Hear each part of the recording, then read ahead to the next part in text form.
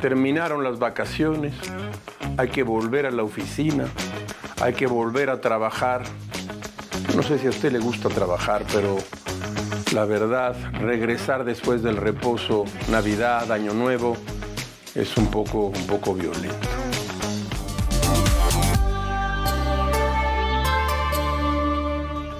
Bienvenidos a La Otra Aventura, un espacio dedicado al mundo de los libros. El poeta estadounidense Robert Frost escribió que el cerebro es un órgano maravilloso. Comienza a trabajar nada más nos levantamos y no deja de funcionar hasta entrar en la oficina. No tiene remedio. Terminaron las fiestas de fin de año y la vida vuelve a la normalidad. Los propósitos para el año que despierta tienen sus primeras pruebas en el largo mes de enero. La resaca que dejan los días de asueto, las fiestas y la familia nos encuentra con algo siempre gastado, nostálgico, con ganas de seguir descansando, pues como escribió el ensayista estadounidense Elbert Hubbard, nadie necesita más unas vacaciones que el que acaba de tener unas vacaciones. El regreso a nuestras obligaciones nos enfrenta con un lugar gris y silencioso, esa es la verdad, con un templo moderno que puede tener cualquier forma. Según el diccionario de la lengua española, local donde se hace, se ordena o trabaja algo. Ya lo sabe, me refiero a la oficina, ese lugar inevitable al que pertenecemos un tercio de nuestros días. Aunque hoy, efectivamente, ya algunos trabajan por Zoom y también en la oficina presencialmente, así se decía entonces. Fue William Faulkner quien apuntó la siguiente verdad árida. Lo más triste es que la única cosa que se puede hacer durante 8 horas al día es trabajar. Hoy iremos a la literatura de las oficinas, templo y cuartel de la vida laboral. Las oficinas son al mismo tiempo impersonales y comunes a todos nosotros, como los trenes, los hoteles y las iglesias. No hay una igual a otra, pero son todas, en esencia, la misma cosa. Podría parecer todo lo contrario, pero son espacios muy fértiles para la literatura. Las oficinas son sitios ineludibles, pero tampoco debemos exagerar. Como dijo Bertrand Russell, un síntoma de que te acercas a una crisis nerviosa es creer que tu trabajo es tremendamente importante. Les recuerdo a ustedes siempre esto y yo me lo recuerdo a mí mismo. Quédese con nosotros. Tiene usted media hora de comida, una semana de vacaciones al año y toda una serie de recomendaciones literarias que, claro, no sustituyen sus prestaciones de ley. Y no se desanime, recuerde las palabras de Shakespeare. Si todo el año fuera fiesta, divertirse sería más aburrido que trabajar. Les recuerdo, como todas las semanas, que fue Adolfo Bioy Casares quien escribió que leer era la otra aventura y que la primera era probablemente la vida misma. Estamos pues en la otra aventura.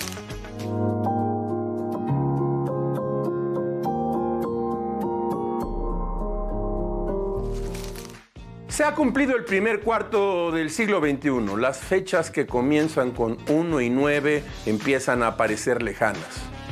Ahora vamos más rápido, mucho más rápido. Somos una sociedad más voraz y por lo tanto mucho más productiva.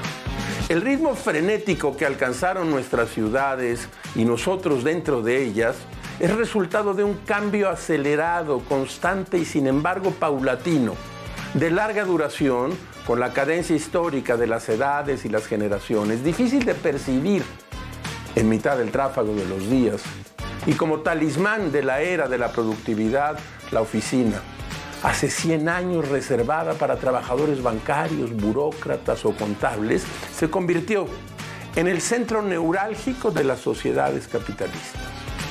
A tal grado que hoy cualquiera de nosotros lleva buena parte de su trabajo y la mayoría de sus herramientas en el bolsillo. Hay pocas opciones. O vas a la oficina o tú eres la oficina. Y cualquier mesa es un escritorio y de alguna forma siempre vas tarde a ningún lado. El filósofo alemán de origen surcoreano Byung-Chul Han ha ganado una justa fama por sus ensayos filosóficos acerca de las prácticas más arraigadas en la civilización contemporánea.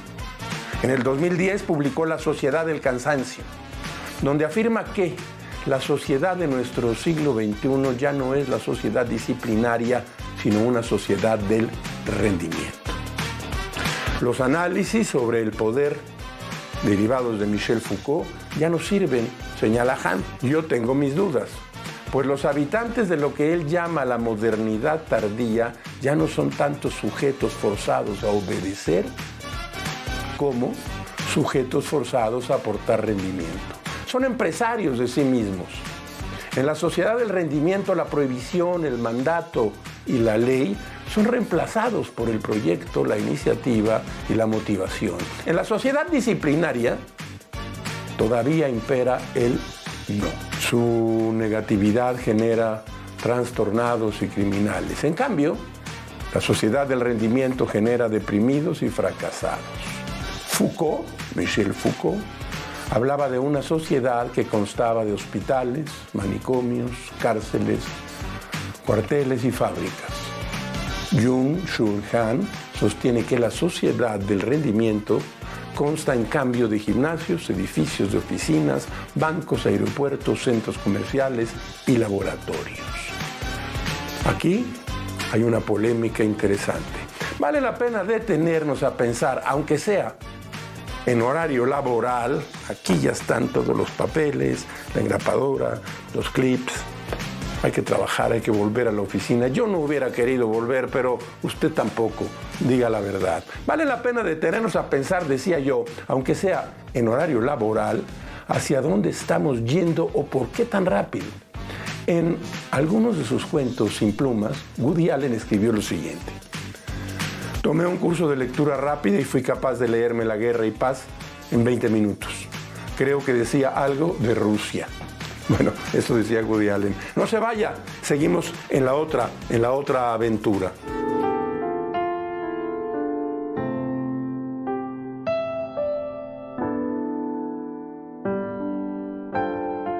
Sí, desde luego. Claro, sí. Un escenario, una oficina desnuda, escrupulosamente limpia, pupitres, mesas, sillas, butacas. Al fondo, una ventana grande por la que más que vislumbrarse penetra un trozo de paisaje.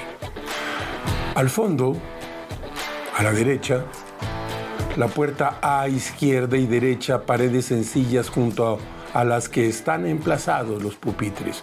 Varios oficinistas se afanan como la gente se afana en la vida real, abriendo y cerrando libros, probando plumas, tosiendo, cuchicheando, sonriendo, maldiciendo en voz baja, furiosos por dentro. Para el escritor Robert Balzer, autor del fragmento que acabo de leerle y quien trabajó en un banco durante su juventud hacia el año de 1900, la oficina fue algo así como una novedad molesta. Aquí tenemos en este dispositivo justo el libro Robert Balzer, Desde la oficina, publicado por Siruela. Como en Kafka o Gogol, su literatura está llena de oficinistas de existencia predeterminada y carente de sentido, pero en sus relatos, Balzer también le otorga a la oficina otro sentido, el de un lugar perfecto para las ensoñaciones. Esta idea es interesante. La oficina como lugar para las ensoñaciones. En el aire detenido de bostezos y manecillas que van cada vez más lento, la oficina es perfecta para fantasear, para adueñarse de la realidad y pensar en lo que hay afuera. La editorial Siruela, que les acabo de mostrar aquí, publicó hace no tantos años Desde la oficina, donde se recopilan por primera vez en español todas las narraciones de Robert Balzer sobre el mundo de la oficina, escritos a partir de la experiencia de sus primeros años de vida laboral. Se trata de una serie de estampas que a más de 100 años de distancia cobran un tono de premonición. Pese a ser un personaje muy conocido en la vida, al oficinista nunca le han dedicado un comentario escrito, al menos que yo sepa. Así escribió Balzer al inicio de El oficinista. Este habitante de la oficina jamás está descontento con su suerte, señala el escritor alemán.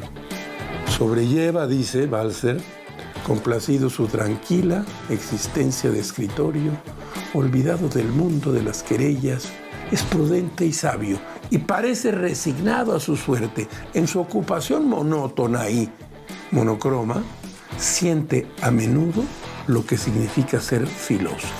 Seguimos en la otra aventura. Les recuerdo que en nuestro X, en nuestro Twitter, puede usted encontrar una liga para obtener el contenido íntegro de nuestros guiones, la bibliografía de las recomendaciones que cada semana hacemos y para usted un contenido inédito. Acérquese.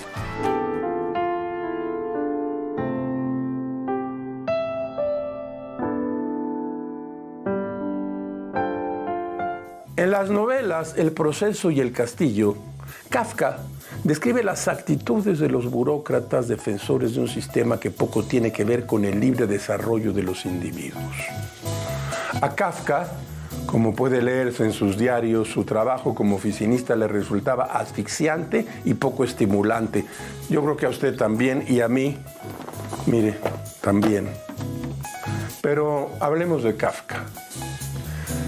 Habría que decir que su literatura, al menos no los dos libros mencionados, que tengo aquí, por cierto, El proceso de Kafka y El castillo, en ediciones de bolsillo, en dos ediciones, la verdad, muy bien hechas.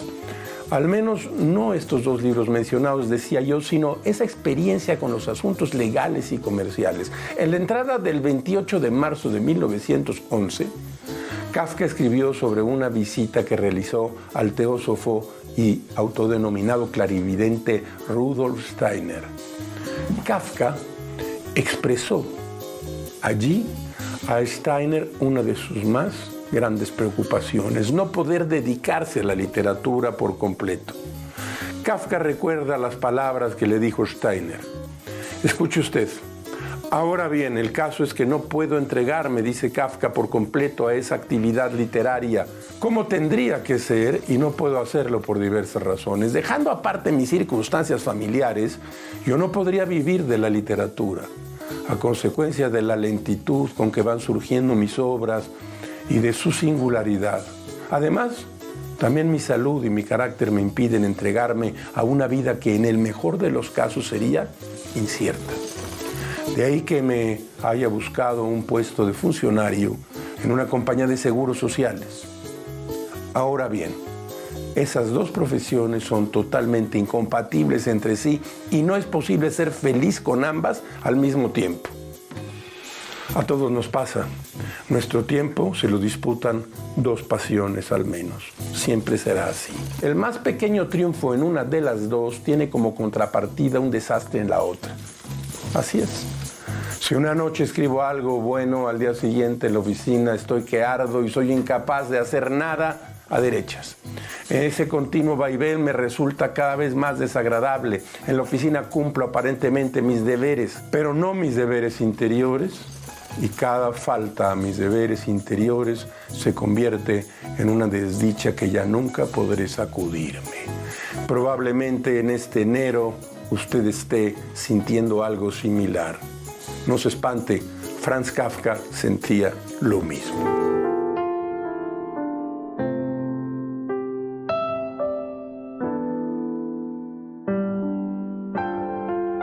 En el año de 1842 se publicó el cuento El capote de Nikolai Gogol. Gogol, escritor ucraniano en lengua rusa, era hijo de terratenientes y a los 19 años de edad se mudó a San Petersburgo, donde intentó sin éxito labrarse un futuro como burócrata en la administración zarista. La historia de El Capote tiene por personaje a un copista, último escalafón de la administración del zar Akai Akalievich. El burócrata de Gogol tuvo una profunda influencia en la literatura del siglo XX. Patético y conmovedor, el oficinista que tramó Gogol es la primera aparición de este arquetipo moderno, el hombre gris, el hombre traje, el hombre oficina. Hemos traído aquí a esta sección el inicio de El Capote y yo tengo aquí el libro en este dispositivo. Algunos de quienes nos ven me dicen, ¿cómo es posible que pongas un dispositivo? El libro hoy en día es de papel, pero también en este dispositivo. Escuche usted.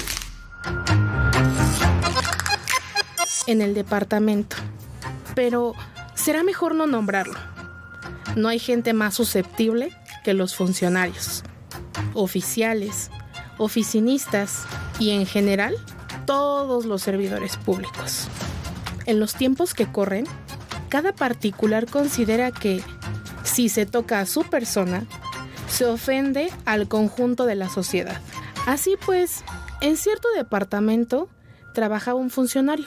Era un hombre bastante ordinario, bajo de estatura, algo picado de viruelas, con una tonalidad de pelo que tiraba pelirroja, un tanto corto de vista, con pequeñas entradas en la frente, arrugas a lo largo de las mejillas y ese color de cara que recibe el nombre de hemorroidal.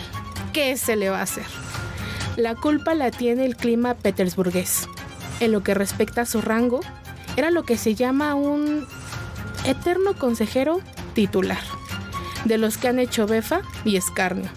Nadie recordaba cuándo y cómo entró en el departamento y quién lo había recomendado. Por más que cambiaban los directores y los jefes de sección, él seguía en su puesto.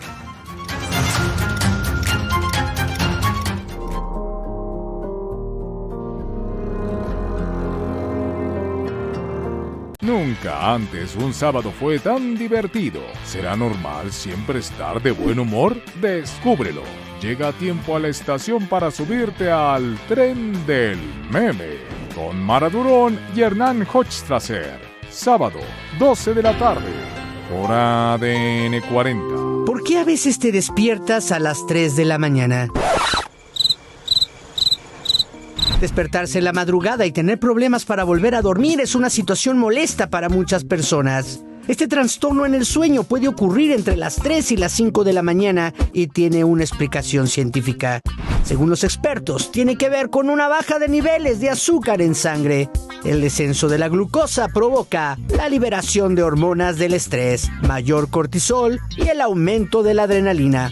Estos tres factores alteran el sueño profundo y provocan que las personas interrumpan su descanso. Para no despertarse en la madrugada, reduzca el consumo de grasas saturadas, proteínas moderadas y pocos carbohidratos. Los ajustes alimenticios ayudarán a mejorar el descanso nocturno. Sin embargo, existen otros factores que pueden alterar el sueño, como lo son el estrés, la ansiedad y el consumo de ciertos medicamentos. Además, se sugiere evitar la exposición a pantallas, celulares y televisores antes de dormir. Y por supuesto, cualquier síntoma que tengas, consultar a un médico, ya que el sueño es fundamental para la salud. Para ADN 40, Fuerza Informativa Azteca. La información desde su punto de origen. Somos el enlace para que tu voz sea escuchada. Cubrimos cada punto del mapa para mostrarte tu ciudad en tiempo real. Con Viridiana Hernández. Lunes a viernes a las 6:30 de la mañana. Por ADN 40. Siempre conmigo. La industria de los videojuegos crece cada vez más en el mundo. Se trata de un sector económico que genera altos dividendos, así como múltiples modelos de negocio.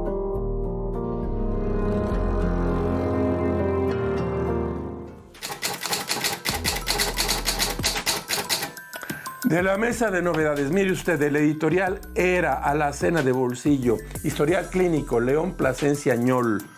Es una manera de decirlo, hay algo de artificio en ello. Escribo sobre mi madre. La muerte de mi madre trastornó mi mundo.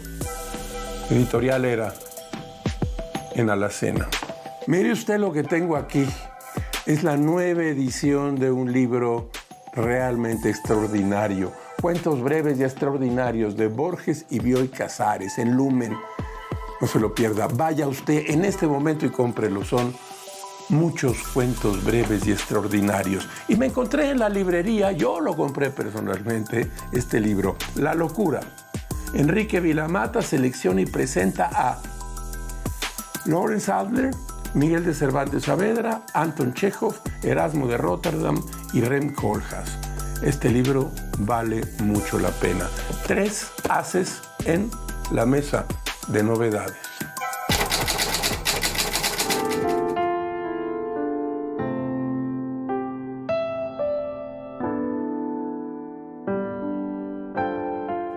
volver a la oficina, volver a trabajar después de haber pasado algunos días en reposo.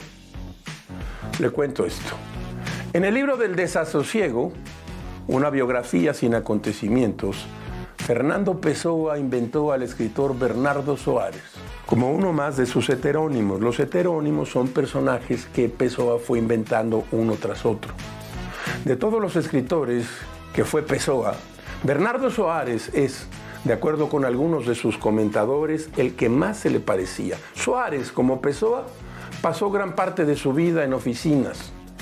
Mientras Pessoa se dedicó a traducir cartas comerciales para ganarse la vida, Soares es descrito en las páginas del libro del desasosiego como un tenedor de libros. Yo tengo aquí, hay muchas ediciones, no muchas, pero hay varias del libro del desasosiego. Esta es la de Alianza Editorial. Desde que yo era muy joven, las portadas de Alianza Editorial se caracterizaban por ser excepcionales. Déjeme ver de qué año es este libro. Es 2016 con una reimpresión del 2018. La decisión de Pessoa de hacer de Soares un tenedor de libros es por lo menos curiosa. Este oficio hoy ya no existe. De acuerdo con el diccionario enciclopédico de Gaspar y Roy, publicado en 1855, los tenedores de libros están encargados de hacer en los libros de contabilidad, estos que tengo aquí, los asientos necesarios al buen orden y claridad de las operaciones de una casa de comercio. Aquí lo tengo yo. Si yo supiera algo de números, podría trabajar con esto, pero es definitivo que no lo haré. Según este diccionario, los tenedores son o hacen dos tareas principales: recabar, registrar y clasificar las operaciones de la empresa, narrar en forma escrita los hechos contables, los programas digitales de contabilidad y los sistemas automatizados que hicieron que este oficio fuera obsoleto.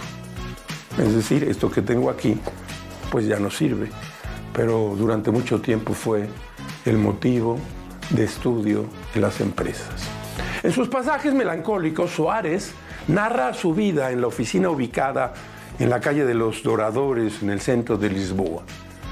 En el pasaje número 8, muy pronto en el libro del desasosiego, Soares dice: el patrón Vázquez me invade, muchas veces inexplicablemente, la hipnosis del patrón Vázquez. ¿Qué es para mí ese hombre, salvo el obstáculo ocasional de ser el dueño de mis horas, en mi tiempo diurno de mi vida?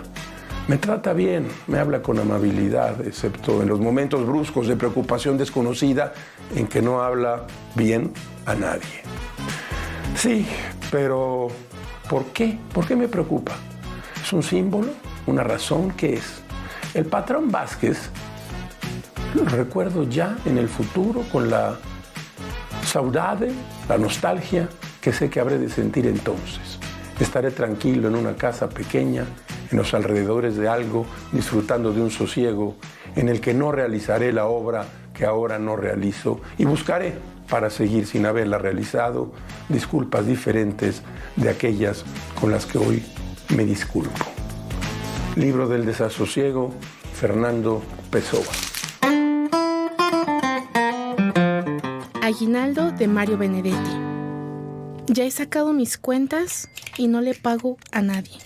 Ni al sastre que me hizo estas solapas como alas de palomo, ni al pobre almacenero que no me vende azúcar, ni al banco que me ahorca, ni al librero que gime, ni al destino que, claro, no recoge las tiernas oraciones que envío contra reembolso. Ya he sacado mis cuentas y no le pago a nadie. Cobraré el aguinaldo en billetes de 1 a 1 y me iré caminando por 18, silbando un tango amargo como otro distraído.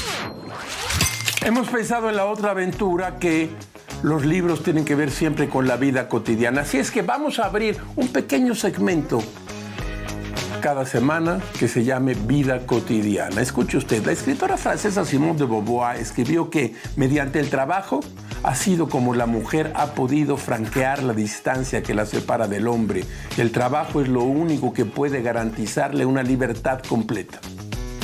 Desde hace unas décadas ha aumentado el número de mujeres en las oficinas. A pesar de que esta brecha de género se ha reducido, hay un problema que persiste. de acuerdo con datos del INEGI. Los hombres dedican en promedio cada semana 16 horas al trabajo del hogar y el cuidado no remunerado, mientras que las mujeres destinan 40 horas a estas actividades. Además, 17.2 millones de mujeres mexicanas se dedican exclusivamente a las tareas del hogar, en contraste con 992,000 hombres en esa situación. Es decir, hay 17 veces más mujeres que hombres dedicadas por completo a las labores del hogar. En un relato titulado Verano, la escritora italiana Natalia Ginzburg escribió lo siguiente. Escuche usted. Durante un tiempo permanecí alejada de mis hijos que estaban en la costa con mi hermana y mi madre. Yo estaba en la ciudad y ella, mi madre, estaba enfadada conmigo porque no me veía y escribía solo de vez en cuando. Yo aducía compromisos de trabajo en realidad inexistentes. Todos los días iba a la oficina, pero trabajaba poco. Iba más que nada para fingir que era un hombre.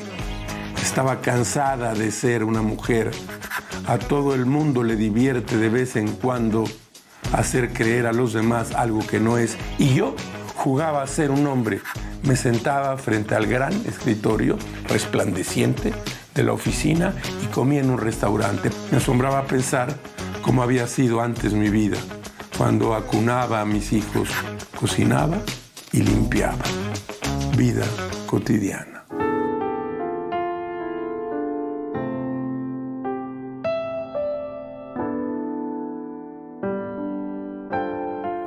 Como todas las semanas, usted encontrará aquí un espacio para la felicidad de las frases célebres, esas que se dicen en las sobremesas, se repiten, se memorizan. Escuche usted esta. Quien no trabaja no descansa. Thomas Carlyle. Hemos llegado al final de esta emisión y de esta aventura. Soy Rafael Pérez Gay y los espero aquí la próxima semana. Abres una puerta y aparece un mundo, eso es un libro.